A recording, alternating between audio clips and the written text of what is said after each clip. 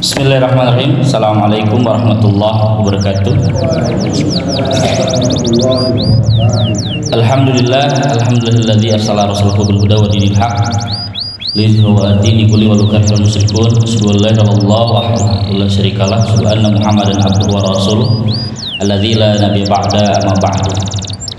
Qala azza wa jalla fil Qur'anil karim, a'udzu billahi minasyaitonir rajim. Ya ayyuhalladzina amanu taqullaha haqqa tuqatih wa la tamutunna illa wa antum muslimun. Wa qala aidan kuntum khairu ummatin ukhrijat linnas ta'muruna bil ma'ruf wa tanhauna 'anil munkar wa tu'minuna billah. Al-ayat. Hadirin sidang jamaah salat subuh yang sama-sama mengharap ridha Allah Subhanahu wa taala. Segala puji bagi Allah yang telah memberikan kita nikmat iman, nikmat Islam, nikmat ihsan. Mudah-mudahan Allah limpahkan rahmat dan berkah pada kita semua. Salawat teriring salam tercurah pada uswah kedua pada Nabi kita Nabi Muhammad sallallahu alaihi wasallam beserta keluarganya, para sahabatnya, dan mudah-mudahan kita termasuk pengikutnya hingga akhir zaman. Dan kita doakan kepada orang tua kita yang hari ini sedang sakit, semoga Allah angkat segala penyakitnya, Allah kuatkan imannya. Dan pada saudara kita, orang tua kita yang hari ini berada di alam barzah, ya, Allah ampunkan segala dosa-dosanya. Allahumma ghfirlahu warhamhu wa'afi wa'fu anhu. Para jamaah yang bahkan Allah, ada salah satu sahabat Nabi namanya Sa'ad bin Abi Waqqas. Sa'ad bin Abi Waqqas. Para sejarah yang pernah meneliti sahabat Nabi Sa'ad bin Abi Waqqas, ada yang mengatakan beliau ini sahabat Nabi wafatnya di Guangzhou di Cina. Setelah kita telusuri ya secara dalam, ya, di manakah Sa'ad bin Abi Waqqas meninggal. Jadi kalau para jamaah buka di Google Sa'ad bin Abi Waqqas, ya, itu sahabat Nabi yang 10 di antara sahabat Nabi dijamin masuk surga. Jadi ada 10 sahabat Nabi yang sudah dijamin masuk surga. Nah, salah satu di antaranya adalah Sa'ad bin Abi Waqqas. Kita buka misalkan di Google Sa'ad bin Abi Waqqas. Semua ya nanti menginformasikan Google itu beliau ya di makamnya itu di Cina, di Guangzhou. Ternyata setelah kita telusuri, ya, di manakah Sa'ad bin Abi Waqqas wafat? Yang pertama, ya, wafatnya beliau ya itu di Madinah, ya, di Aqa'iq.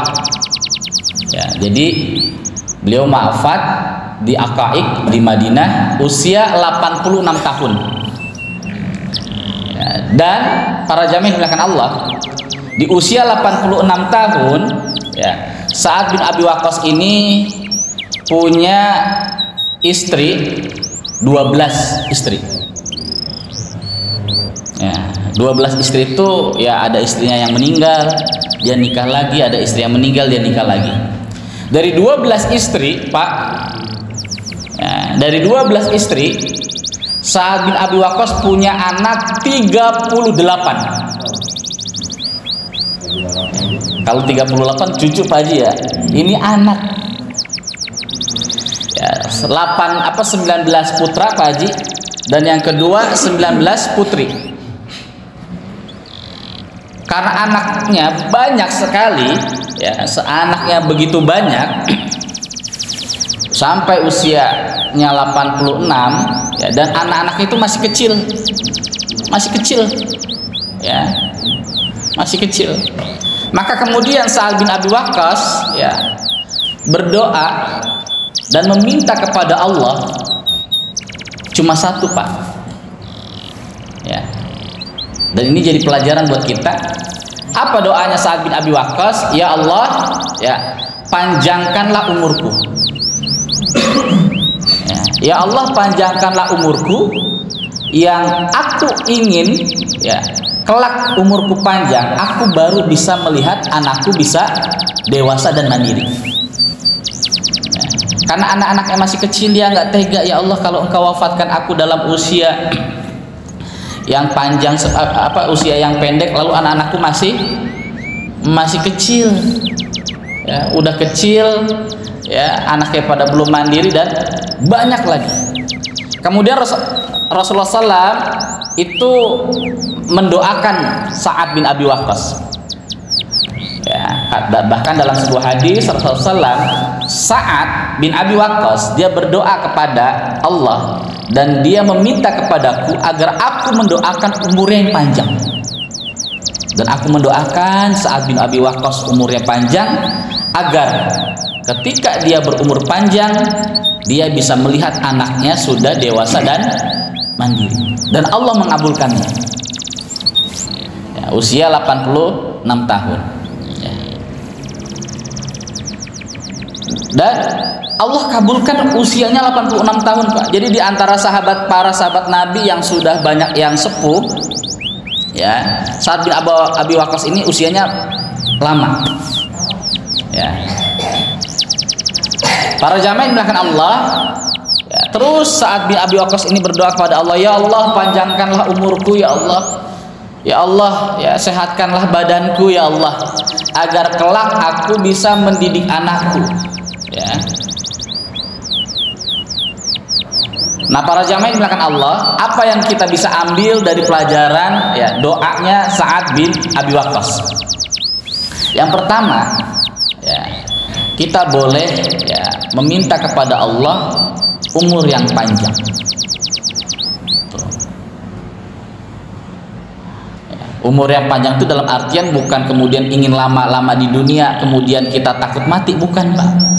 Doanya Sa'ad bin Abi Waqqas, ya Allah panjangkanlah umurku, itu dalam artian bukan dia nggak pengen lama di dunia, enggak. Ya, dia sayang sama anaknya masih kecil, banyak. Ya, ini istrinya 12, Pak. Ya. Dan kemudian, ya, dia wafat ketika anaknya sudah mandiri dan dewasa. Allah Subhanahu wa taala dalam firman-Nya, ya, dan janganlah engkau meninggalkan generasi yang ada di belakangmu. Ini adalah surah An-Nisa.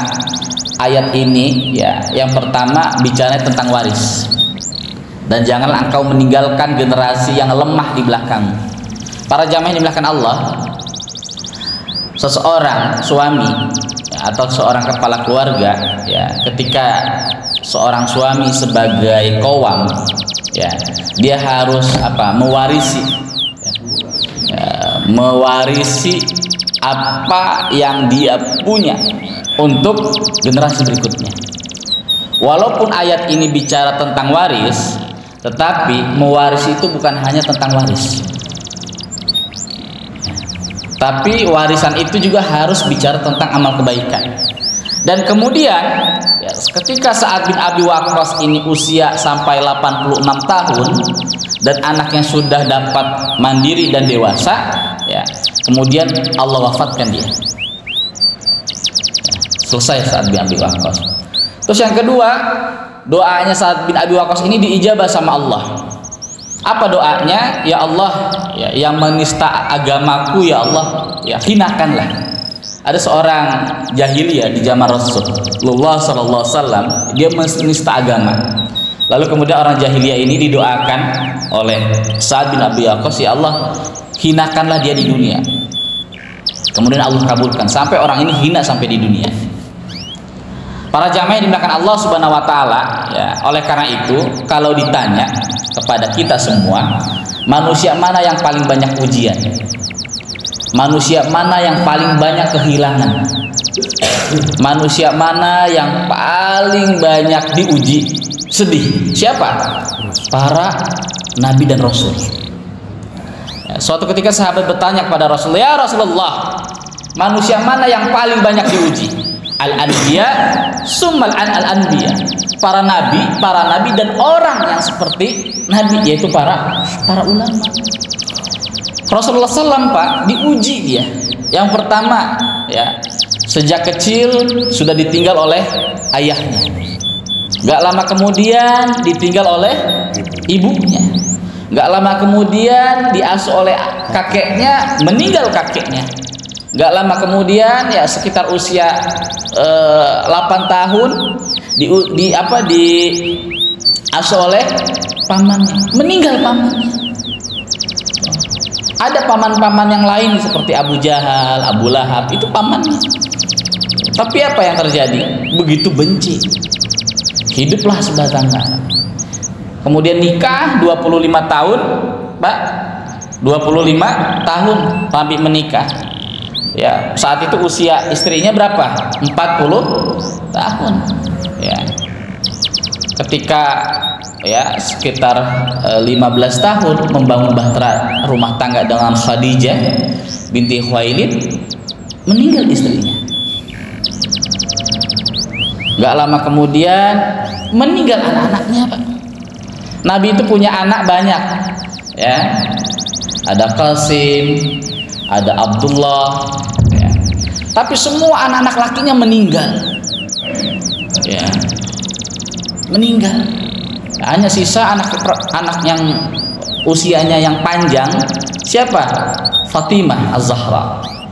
Dan gak lama kemudian Nabi meninggal, Fatimah meninggal.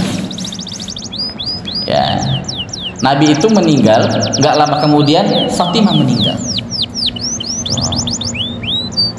Para jamaah di belakang Allah. Oleh karena itu, kalau kita bicara kehidupan, siapa yang paling banyak kehilangan dengan orang yang dia cintai, orang yang dia kasih? Ya Rasulullah. Ya. Oleh karena itulah kita dididik ya oleh Allah, ya. Bagaimana orang-orang yang dikasihi, orang yang dicintai, para waliullah itu menjadi apa? Pelajaran buat kita. Nabi Yakub alaihissalam diuji oleh anaknya, Pak. Oleh anaknya. Kalau kita hari ini sedang diuji oleh anak kita, Nabi Yakub juga diuji. Nabi Nuh alaihissalam bukan diuji oleh anaknya saja, Pak. Kan'an diuji juga oleh istrinya. Sehingga firman Allah, imra'atun Nuh wa imra'atun Lut. Perumpamaan istri yang nusyud, istri-istri yang durhaka kepada Allah dan kepada para nabi, kepada suaminya. Siapa? Istri Nabi Nuh dan istrinya Nabi Lut. Jadi Nabi Nuh itu bukan hanya diuji oleh oleh anaknya Kan'an, tapi juga diuji oleh istrinya. Nabi Ibrahim alaihissalam diuji oleh siapa? Ayahnya, orang yang dia cintai. Ibrahim itu, Pak, semua doa-doanya dikabulkan oleh Allah. Nabi Ibrahim, cuma satu yang Allah tidak mengijabahnya. Apa? Ibrahim minta kepada Allah agar Allah ampuni ayahnya. Enggak. Ampuni ayahnya, kan? Dalam hadis disebutkan, Pak, ya, nanti di akhirat, ya, Nabi Ibrahim alaihissalam itu ketika melihat di bawahnya itu ada seekor anjing yang basah, seekor anjing, ya, lalu kemudian anjing yang itu dilempar sama Nabi Ibrahim ke neraka. Kata Allah, ya, itu adalah ayahmu yang kau lempar. Saking beratnya itu, Pak. Siapa lagi Nabi yang diuji oleh Allah? Nabi Musa alaihissalam, Pak. Sejak kecil ditinggal oleh ayahnya, ya. Bukan hanya menjadi ancaman, ya, umatnya Bani Israel. Sejak kecil laki Nabi Musa, seorang laki bayi Nabi Musa itu juga jadi ancaman. Kemudian ibunya Musa alaihissalam siapa? Labuda. Ya, Labuda itu ibunya Nabi Musa alaihissalam, diberikan ilham oleh Allah untuk apa? Diselamatkan Fir'aun dengan cara dihanyutkan. Itu di dalam tafsir, Pak, ya. Labuda itu diberikan ilham sama Allah, ya. Hah? Siapa? Zulka'bat. Ya, kalau Labuda itu istrinya Nabi siapa ya? Saya lupa. Siapa? Zulka'bat. Ya. Nah, kemudian dalam tafsir itu disebutkan bagaimana Nabi Zulka'bat itu diberikan ilham oleh Allah untuk menghanyutkan itu dekat istana. Jadi rawatlah oleh istri Fir'aun, Asia binti Muzakhim. Dirawat lalu dibesarkan ya, sampai kemudian singkat cerita ya Ibrahim harus menghancurkan kerajaan ayahnya, ayah angkatnya. Siapa? Fir'aun ya. Makanya berdoa sama Allah, Rabbi Sadri, ya Allah ya mudahkanlah lisanku ya. Itu doanya Nabi Musa, Pak. Dalam ahli tafsir disebutkan Nabi Musa berdoa itu yang pertama ya agak cadel Nabi Musa itu. Kenapa? Karena suatu ketika ya Firaun itu di depan, ini anak ini sudah taklif, sudah punya akal apa belum? Akhirnya apa? Di situ ada bara yang ternyata bukan kirain makanan, diambillah oleh seorang Musa kecil lalu dimakan, lalu kena lidahnya sehingga lidahnya cadel. Itu ada yang mengatakan Quran tafsir seperti itu. Ada juga yang kedua mengatakan Nabi Musa keluh. Kenapa? Karena berat untuk mengatakan kebenaran kepada ayahnya yang telah ya membesarkannya. Firaun itu yang membesar ya. Musa itu, Pak, yang membesarkannya siapa? Ya Firaun.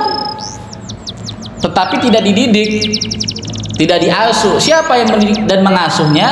Istrinya Firaun. Ya, kelak nanti yang menghancurkan kerajaan singgasananya adalah anak angkatnya sendiri. Ya. Siapa lagi nabi yang diuji sama Allah? Nabi Ayub alaihissalam. Sakit, Pak, sakit. Ya, sakit. Ya, sakit kulit. Ya. Tapi ada riwayat Israiliyat. Riwayat Israiliyat itu adalah riwayat dari Bani Israel ya, orang-orang Israel, Bani Israel yang itu tidak bisa dipertanggungjawabkan ya. Jadi Nabi Ayub itu sakit kulit sampai kemudian, ini riwayat Israiliyat dan jelas ini bertentangan dengan wahyu Allah ya, bertentangan dengan nilai Islam. Jadi ketika penyakit kulit lalu kemudian di sini ada belatung di kulit badannya, Pak ya, ketika mau berwudu ya Nabi Ayub itu mengeluarkan apa? Belatung yang ada dari kulitnya. Ya, selesai berwudu lalu kemudian sholat, ya belatung itu ditaruh badannya lagi. Dan itu kisah Israel ya, munkar itu, khurafat. Ya, ada kisah-kisah itu. Tidak, Nabi Ayub sakit diuji sama Allah. Lalu kemudian kata Rasulullah SAW, barang siapa yang diberi sakit lalu kemudian dia bersabar dengan segala penyakitnya, maka Allah akan berikan pahala sebagaimana pahalanya Nabi Ayub alaihissalam. Makanya kata Rasulullah, ajibul muslim, orang muslim itu ajib, keren. Ketika dia sakit bersabar, dosa-dosanya itu berguguran. Ketika dia sakit dan dia bersabar, ya penaikan tingkat derajat. Kuncinya sabar. Begitu juga para sahabat, Pak ya. Makanya para jamaah dimuliakan Allah ya, yang sudah umroh ataupun yang belum umroh, kita doakan semoga bisa berangkat ya. Para jamaah dimuliakan Allah, memang kuncinya doa. Insya Allah tanggal 4 Desember ada guru-guru sekolah saya, tempat saya ngebina yayasan di Al-Qalam Depok. Ada guru-guru muda 14 orang, Pak ya, itu tanggal 4 Desember besok berangkat umroh. Masih muda, termasuk yang berangkat, yang bimbingnya yang sering kesini Pak Haji Ustadz Imad. Ustadz Imad insya Allah tanggal ini, Pak Jono, Pak Asep tanggal 4 Desember berangkat. Itu Pak 14 guru ya,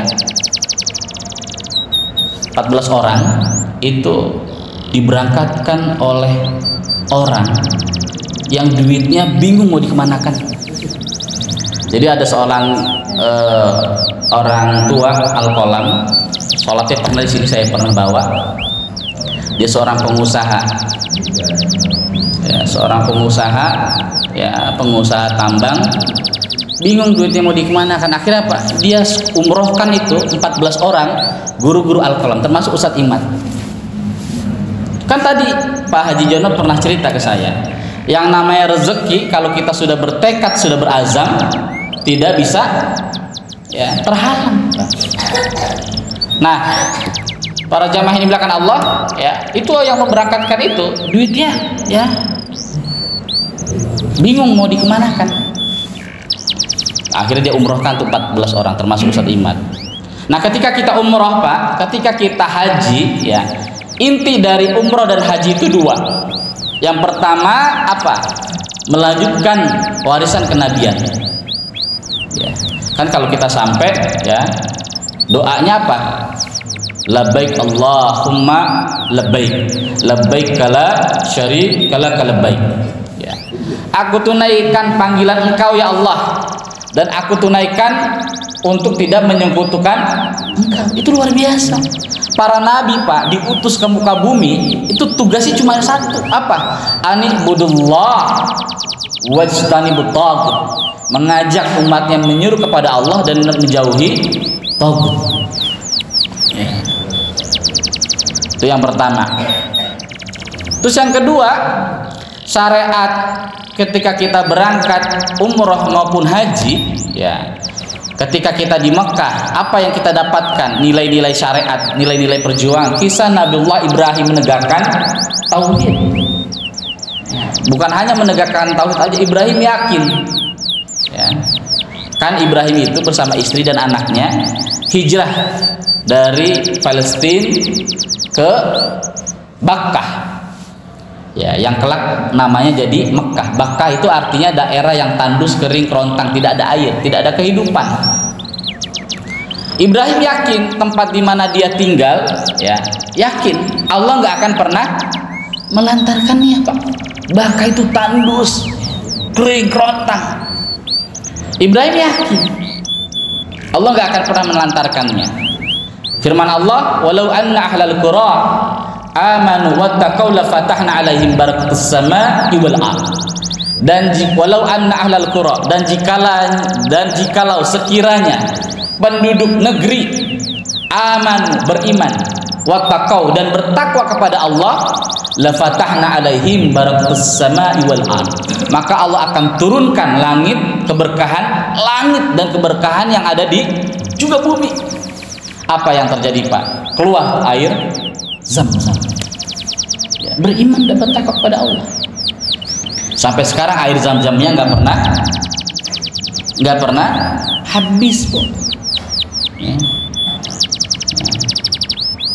Dulu Bung Karno pernah bilang, mengapa saya mencintai Indonesia sebagai tanah air? Kata Bung Karno, ya saya mencintai Indonesia tanah air, Ibu Pertiwi, karena Indonesia ini punya kekayaan alam yang luas, yang kaya, gunung yang besar, tanah yang hijau dan subur, kekayaan alam yang berlimpah ruah.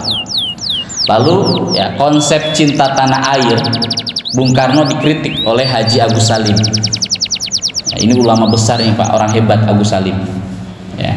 Kata Haji Agus Salim, Bung, bagaimana jikalau Indonesia ini adalah tanah yang kering, tandus, ya, tanahnya tidak subur, ya, apakah kita masih mencintai Indonesia sebagai tanah air kita? Kemudian Haji Agus Salim mengutip firman Allah, ya, kisah Nabi Ibrahim alaihissalam tadi. Kemudian Haji Agus Salim mengutip firman Allah, walau anna ahlal qura amanu wattaqau la fatahna alaihim barakatus samaa'i wal ardh. Dan jikalau sekiranya penduduk negeri ini beriman kepada Allah, ya Allah akan datangkan keberkahan dari langit dan bumi. Kata Haji Agus Salim, saya mencintai Indonesia sebagai tanah air yang saya cintai, bukan karena Indonesia ini punya kekayaan alam yang indah, bukan Indonesia mempunyai kekayaan alam yang berlimpah ruah, gunung yang besar, tanah yang subur dan hijau, tapi saya mencintai Indonesia adalah amanah dari Allah yang Maha Kuasa. Luar biasa, Pak. Ya, jadi kita mencintai Indonesia bukan karena Indonesia ini punya daerah yang begitu luas, enggak. Ini amanah dari Allah. Nah, para jamaah yang dimuliakan Allah, nah yang terakhir adalah, oleh karena itu, ya, doanya Sa'ad bin Abi Waqqas ini boleh kita baca. Ya. Yang pertama, ya, seseorang boleh berdoa agar usianya dipanjangkan dengan catatan ya, melihat anak-anak yang masih kecil ya, dengan catatan agar dia bisa menumbuhkan, membesarkan anaknya hingga dewasa dan mandiri. Yang pertama, bukan hanya mandirinya saja secara kuat, secara fisik dan secara harta, tetapi juga secara akal, ilmu dan keimanan. Dan yang kedua ya, doanya Sa'ad bin Abi Waqqas ini ya, ini kemudianlah dikabulkan oleh Allah, yang kemudian ya anak-anaknya ini melanjutkan Sa'ad bin Abi Waqqas. Kata Rasulullah SAW, la taqumu sa'ah, tidak akan terjadi hari kiamat, kata Rasulullah ya, sebelum nanti, kata Rasulullah SAW, ada orang tua yang dipanjangkan oleh Allah umurnya panjang Pak, umurnya panjang, tapi orang tua ini tidak menyebabkan orang tua tersebut masuk surga. Para sahabat bertanya, ya Rasulullah, apa yang menyebabkan dia tidak masuk surga? Karena anaknya tidak pernah mendoakan. Dalam sebuah redaksi hadis lain, Rasulullah mengatakan, tahukah engkau orang tua yang mandul? Para sahabat menjawab, ya Rasulullah, orang tua yang mandul itu orang tua yang tidak punya anak. Ya Rasulullah, orang tua yang mandul itu orang tua yang tidak bisa melahirkan anak. Kata Rasulullah, bukan. Orang tua yang mandul adalah orang tua yang tidak bisa melahirkan anak-anak yang saleh. Itulah para jamaah yang dimuliakan Allah, kenapa Nabi Zakaria terus berdoa kepada Allah ketika usianya 90 tahun dan istrinya 70 tahun lebih, baru dikaruniai oleh Allah untuk keturunan.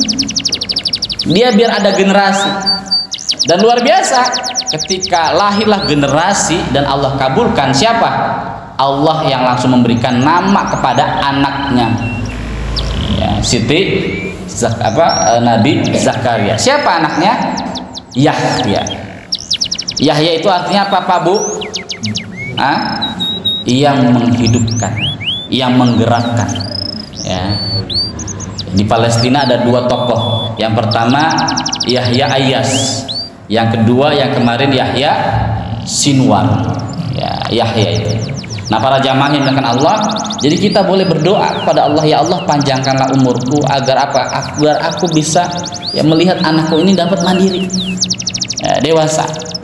Dan yang kedua ya, kita berdoa kepada Allah dengan tidak boleh berputus asa ketika anak kita ini belum dapat mandiri baik secara ekonomi, termasuk masih berat melakukan kebaikan-kebaikan ya. Begitu juga Nabi Yakub alaihissalam Pak, punya 12 anak. Dari 12 anak, 2-nya yang baik sama Nabi Yakub, sisanya 10-nya itu anak yang pembangkang, durhaka ya. Saudara-saudara ya Yusuf itu ya. Nah, apa yang terjadi? Kemudian Allah kabulkan dengan apa? Ayahnya ya terus meminta kepada Allah dan anak-anaknya itu mendapatkan hidayah. Baru tuh Pak ya, kalau kita baca Quran ya, Yusuf itu baru ya mendekatkan kepada keluarga-keluarganya, dan keluarga-keluarganya kemudian bertobat ya. Nah, para jamaah yang dimuliakan Allah ya, inilah tentang sosok Sa'ad bin Abi Waqqas yang kita bisa ambil pelajarannya tentang bagaimana doa-doa. Jadi para jamaah yang dimuliakan Allah, para sahabat-sahabat Nabi itu mereka doanya macam-macam. Contoh ya, Sa'ad bin Abi Waqqas itu minta umurnya dipanjangkan. Ada sahabat Nabi ya yang umurnya diperpendek, ada sahabat Nabi yang minta hartanya habis sampai dia meninggal Pak. Oke, dia meninggal, hartanya itu udah biar habis, ada. Dan itu beda-beda. Nah, tinggal tadi kita minta sama Allah ya doa yang menjadi khususan. Kemarin saya ada rapat di Bandung 3 hari, pulang saya bareng Ustadz Beben ya, gurunya Pak RT Ustadz Beben ya, guru kita, pimpinan pesantren Keramat Asem Matraman, pernah cerita saya Ustadz Siddiq Amin Allahyarham itu ya pernah nasihati beliau, Ben, ya bukan si Beni ini ya, bukan Bu Beni, Ben, ya kalau kamu berdoa sama Allah, pinta yang kamu lakukan setiap saat dan itu harus terus kamu minta, ya kata Ustadz Siddiq Amin, kamu minimal minta 3. Yang pertama, kamu minta kesehatan, sehat secara iman, ya, sehat secara akal, sehat secara fisik, dan sehat secara ekonomi. Ekonomi juga harus sehat. Yang kedua, Ustadz Siddiq Amin Allahyarham apa? Minta kamu yang kedua kelancaran dalam hidup. Dan yang ketiga, minta kendaraan yang baik. Dan luar biasa, Ustadz Siddiq Amin itu Pak Haji meninggalnya di tol. Ya, meninggalnya sangat mudah Pak Bu. Ya, gurunya Ketua Umum PP Persis, ya, ini orang luar biasa. Meninggalnya di jalan tol, lagi bawa mobil sendiri. Meninggalnya begitu mudah. Ya, sebelum meninggal dia telepon keluarganya, bapak lagi di tol nyesek. Akhirnya dijemput, lalu dibawa ke rumah sakit Hasan Sadikin, qadarullah meninggal di situ. Ya. Para jamaah yang dimuliakan Allah, kita tidak perlu kita pikirkan bagaimana kita mati.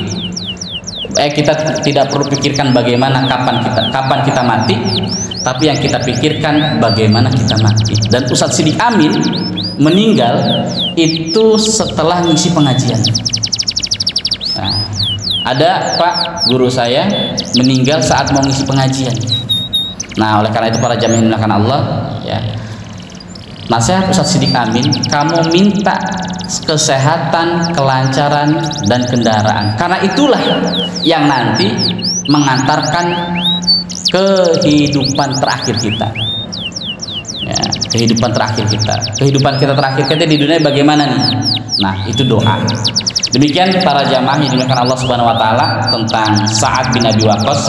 Mudah-mudahan Allah limpahkan rahmat dan berkah kepada kita semua, pada saudara kita yang hari ini sakit, semoga Allah angkat segala penyakitnya, Allah kuatkan imannya.